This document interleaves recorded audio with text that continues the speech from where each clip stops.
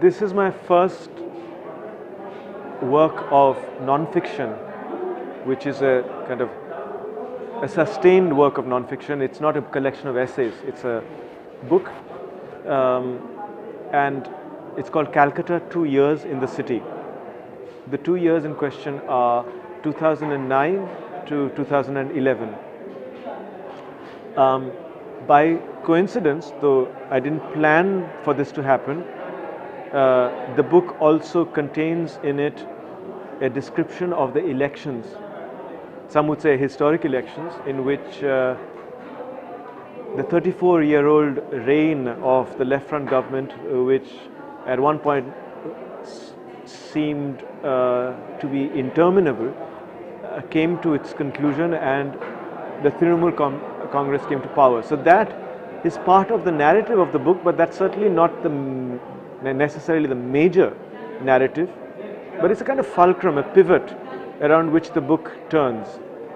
I have written about Calcutta before, but fiction. So I've written, my first novel was about Calcutta, my first novel is Strange and Sublime Address.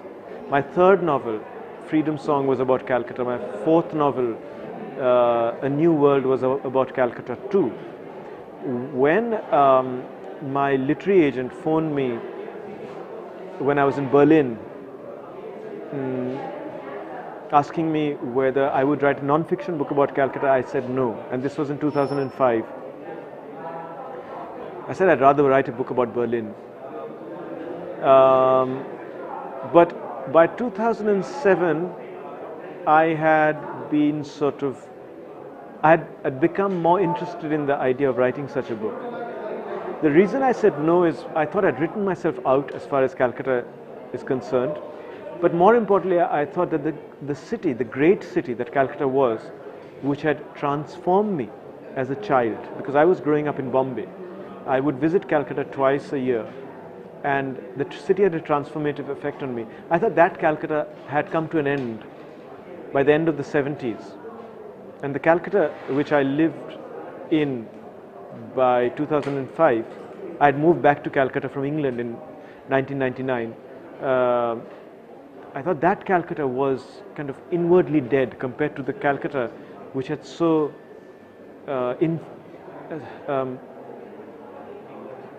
changed me really and given me a vision of what a modern city might be like, which informed me forever after in terms of what I seek in cities. That Calcutta, I thought, was no longer, it didn't exist anymore. What was this Calcutta? This Calcutta, I believe, was a great metropolis of modernity. And by modernity, I mean kind of paradoxical convergences, decay, historical trauma, cultural vibrancy, and life. And it was something you sensed on the streets. That is what made me respond to New York as I did when I first went to it in 1979, as having those same contradictions and paradoxes energizing it. But 2007, the poet Utpal Kumar Bose told me 2 anecdotes about his visits to Shialda station at night and eavesdropping on the homeless over there. And these 2 anecdotes concerned a homeless woman called Khudima, whom he called Khudima, or aunt. And apparently Khudima once said to a policeman who was harassing them, "Amra bhikeri hote pari, pagol noi." We might be beggars, we might be destitute, but we aren't mad. And he realized, for the homeless, sanity is a prized possession. You have something when you have sanity. The second anecdote also concerned Khudima saying to somebody who had come looking for somebody with an address on a piece of paper, "ঠিকানা দিয়ে কি হবে, শোয় কোথায় সেটা বল." Tell me where he rests his head. Tell me where he goes to sleep. What will I do with an address? And he thought to himself, True, for the homeless, the address doesn't matter. Where the person goes to sleep is what's important. The spot where he goes rests his head at on that particular evening or night. Those stories made me think that there was more to that city, that post-Bhadralok city, than I had thought. More was going on there. The stories didn't necessarily have to be about the homeless. For instance, my return to that city and being disengaged from it was also a story. My finding myself there. So I just felt that more was happening there than I'd given it credit for. And I decided to write about this new Calcutta. No, it's not made up of essays, but it is made up of chapters. The chapters are not necessarily chronological, but they all concern those 2 years. The topic is the topic of this new city and what it used to be, and what I am doing there, and what it meant to me as a writer, how it transformed me as a writer, and then how it impeded me, that older Calcutta, the modernist metropolis, from looking at this one, because I always kept measuring it against my experience of that older city. The Calcutta of the 70s was alive, the 60s was alive, but the end of the 70s, not necessarily because the left front government took over, but something was going on there, which made me think that the culture that had earlier produced a certain kind of cinema, a certain kind of literature from the 19th century onwards, starting from Hutom Pecha Noksha, becoming more canonical with Tagore and Bunkim Chandra Chatterjee, but still bubbling with life, right up to the Krittibash generation, Shunil Ganguly's Neera poems, Shandipan Chattopadhyay.